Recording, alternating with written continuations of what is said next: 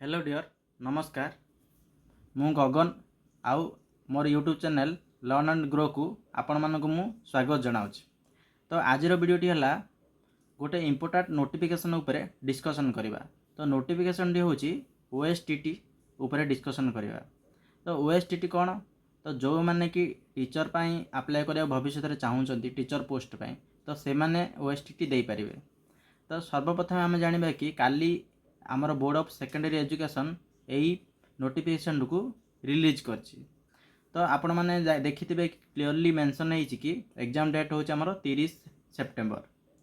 तो या पूर्व आम जाना ओएसटीटी को मैंने एलिजिबिलिटी आउ आमर कंटिन्यू सर्टिफिकेट कौन आउ को मैंने या अप्लाई करेंगे आउ रजिस्ट्रेशन या केबे स्टार्ट होगा जाऊँच। तो फास्ट आम डिस्कसन करबा कंटिन्यू सर्टिफिकेट को मैंने देके अप्लाई करें। तो आम जानबा कि कंटिन्यू सर्टिफिकेट हूँ जो मैंने कि एबे बीएड अपेयरिंग करछंती, अर्थात बीएड आमर कंटिन्यू अच्छी जो मानकर तो से अप्लाई करने को कंटिन्यू सर्टिफिकेट दरकार। आ जो मानकर बीएड कंप्लीट हो सारी जो मैंने अप्लाई करने को चाहते तो से कंटिन्यू सर्टिफिकेट दरकार नहीं। तो या पर आम डिस्कसन करवा कि आमर जो ओएसटीटी टा कंडक्ट करुच्ची तो आमर ये कंडक्ट करुच्ची board of secondary education Odisha. तो यार पर्पज कौन रोचे ये एग्जाम कहीं करा जाए? तो एग्जाम एथिपाई करा जाए कि आपण माने कि जो कि हाई स्कूल टीचर पे एलिजिबल जो मैंने अप्लाई करिया चाहते हाई स्कूल टीचर जहाँ को आम कहे सेकेंडरी स्कूल टीचर तो से मैंने यही एग्जाम को क्वालिफाई करने को पड़ो। तापर हूँ आमर फ्रिक्वेन्सी फ्रिक्वेन्सी माने कौन हो आपण मान मनरे गोटे डाउट आए केबे बाहर यहाँ वर्ष को केते थर बाहर? तो ये वर्ष को गोटे थर ही बाहर जहाँकि आपण मैंने अप्लाई करें। तापर आम डिस्कसन करवा एग्जाम डेट उपरे।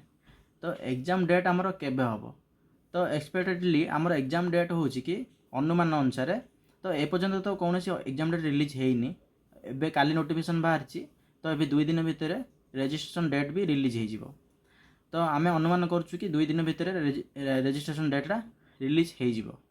तापर आम लास्ट डेट जो मैंने अप्लाई करने रही 15 दिन पर्यंत से मैंने रजिस्ट्रेशन करके अप्लाई करेंगे। तापर हूँ एलिजिबिलिटी क्राइटेरिया को मैंने ओएसटीटी देवाई इलिजिबल तो डिस्कसन करवा। तापर प्रथम देखा कि एलिजिबल रे आमर जीव फास्ट होता दरकार इंडियन सिटीजन। तो सेकेंड होता दरकार आमर ओडिया सब्जेक्ट रे से +2 करथिया दरकार +2 कि +3 ओडिया सब्जेक्ट रे करथिया दरकार। तापर आम discussion academic qualification. Academic qualification आमर 2टा जीव पेपर 1 पेपर 2 जहाँ को आम कही था कैटेगरी 1 आउ कैटेगरी 2। तो कैटेगरी 1 रे आमर को मैंने अप्लाई करेंगे?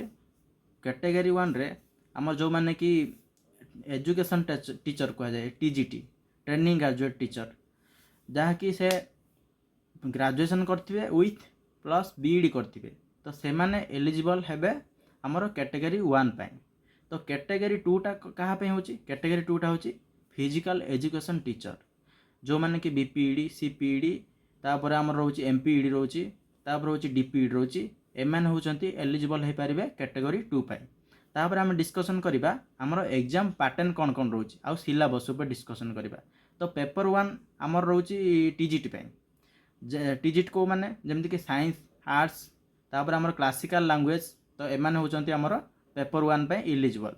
तो पेपर 2 को मैंने अप्लाई करेंगे फिजिकल एजुकेशन टीचर जो मैंने कि बीपीडी सीपीडी करते मुझे आपन को कही सारी। तापर आमर जो एग्जाम पैटर्न रे एग्जाम जो दबा आम अटेंड करवा तो ड्यूरेशन केते घंटा रहिबो? तो ड्यूरेशन होची आमर 2 घंटा 30 मिनिट। तो टोटाल आमर एमसीक्यू केते आसीबो? एमसीक्यू टोटाल 150 मार्क आसीबो। तो गोटे एमसीक्यू आमर गोटे मार्क रहिबो आउ ये संपूर्ण ऑफलाइन बेस रहिबो जहाँकि आम ओएमआर रे गोल करिकी आपण मान जानते 10th रे आम जंती परीक्षा देई थाउ ओएमआर सीट रे ब्लैक आ बॉल पेन रे आम जंती गोल बुले की एग्जाम देई थाउ तो से टाइम रे हमरो एग्जाम टा ये कंडक्ट होबो।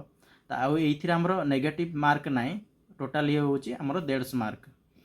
तापर आम देखिबा या पर डिस्कशन करबा सेक्शन 1 बा पेपर 1। तो पेपर 1 रे आम कौन कौन आसीबो सब्जेक्ट आम जो एग्जाम देबा को सब्जेक्ट ऊपर पढ़िला आम एग्जाम टा दे पारिबे पेपर 1 पिला मान पे। तो फास्ट होची हमरो लैंग्वेज 1 रहिबो। ଲାଙ୍ଗୁଏଜ୍ ଆମର ରହିବ ଓଡ଼ିଆ, ସେଇଟା ହେଉଛି କମ୍ପଲସରି ରହିବ। ତାପରେ ଲାଙ୍ଗୁଏଜ୍ 2 ରହିବ ଆମର ଇଂଲିଶଟା ବି ଆମର କମ୍ପଲସରି ରହିବ। ତାପରେ ହେଉଛି ଆମର ସବଜେକ୍ଟ, ଆପଣମାନଙ୍କର କେଉଁ ଷ୍ଟ୍ରିମ୍, ତ ସେଇ ଷ୍ଟ୍ରିମ୍ ଅନୁସାରେ ଆପଣ ଏକ୍ଜାମ୍ ରହିବ ଗୋଟେ ପେପର, ଯେମିତିକି ସାଇନ୍ସ PCM, ତାପରେ ହେଉଛି ଆମର CBZ ରହୁଛି, ଆର୍ଟ୍ସ ରହୁଛି। ତାପରେ ହେଉଛି କ୍ଲାସିକାଲ ଲାଙ୍ଗୁଏଜ୍ ଯେମିତିକି ଆମର ହିନ୍ଦୀ, ସାଂସ୍କ୍ରିଟ, ଉର୍ଦ୍ଦୁ, ତେଲୁଗୁ। ତାପରେ ହେଉଛି ପେପରର ମାନେ ଆମ ସବଜେକ୍ଟ ଯେଉଁ 4ଟା ରହୁଛି, 4 ନମ୍ବରଟା ରହୁଛି ଚାଇଲ୍ଡ ଡେଭଲପମେଣ୍ଟ ଉପରେ ଆସିବ, ପେଡାଗୋଜି ଉପରେ ଆସିବ, ସ୍କୁଲ ମ୍ୟାନେଜମେଣ୍ଟ ଉପରେ ଆସିବ, ଏଭାଲୁଏସନ୍ ଆସିବ। ତ ଏତିକି ହେଉଛି ଆମର ସେକ୍ସନ୍ 1, ଯାହାକି OSTTର ପେପର 1 ରହିବ। OSTTର ପେପର 2 ଆମର ଡିସ୍କସନ୍ କରିକି, OSTTର ପେପର 2 ହେଉଛି ଆମର କ'ଣ ଆସିବ, ଫିଜିକାଲ ଏଜୁକେସନ୍ ପ୍ରିନ୍ସିପାଲ୍ ଆସିବ, ତାପରେ ଆମର ହେଲ୍ଥ ଆଣ୍ଡ ସ୍ପୋର୍ଟସ୍ ଉପରେ ଆସିବ, ସେଇଟା ହେଉଛି ପେପର 2ରେ। ତାପରେ ଆମେ ଡିସ୍କସନ୍ କରିବା କି ଟପିକ୍ସ, କେଉଁ ଟପିକ୍ସ ଆସିବ।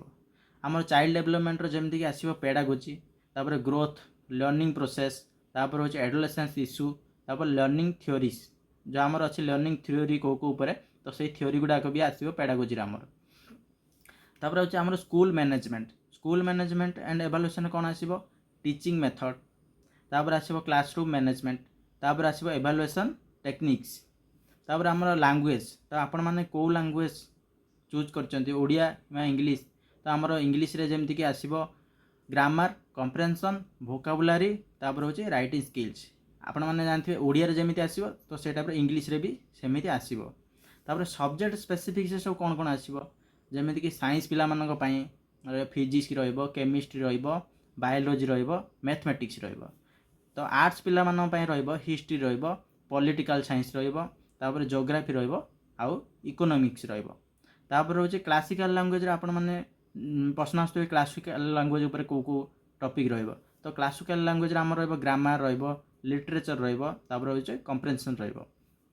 ତାପରେ PET ଫିଜିକାଲ ଏଜୁକେସନ୍ ଟିଚର, ଯେଉଁମାନେ କି BPED, CPED, DPED, MPED କରିଥିବେ, ତ ସେମାନେ ଯେଉଁ ଆପ୍ଲାଏ କରିଥିବେ କ୍ୟାଟେଗୋରୀ 2 ପୋଷ୍ଟ ପାଇଁ, ତ ସେମାନଙ୍କ ଉପରେ ସେମାନେ କେଉଁ ଟପିକ୍ ଉପରେ ଏକ୍ଜାମ୍ ଦେବେ, ତ ସେମାନେ ଦେବେ ଆମର ଫିଜିକାଲ ଏଜୁକେସନ୍ ପ୍ରିନ୍ସିପାଲ୍, ତାପରେ ହେଉଛି ହେଲ୍ଥ ଆଣ୍ଡ ସ୍ପୋର୍ଟସ୍ ସାଇନ୍ସ ଉପରେ ସେମାନେ ଏକ୍ଜାମ୍ ଦେବେ। ତାପରେ କ୍ୱାଲିଫାଇ ମାର୍କ ଦେଖିବା ଆମେ କେତେ ମାର୍କ ରଖିଲେ ଆପଣମାନେ କ୍ୱାଲିଫାଇ କରିପାରିବେ। ତ କ୍ୱାଲିଫାଇ ମାର୍କ ପାଇଁ ଆମର ରହୁଛି ଜେନେରାଲ କ୍ୟାଟେଗୋରୀ ପାଇଁ ରହୁଛି ଯେମିତିକି 45%।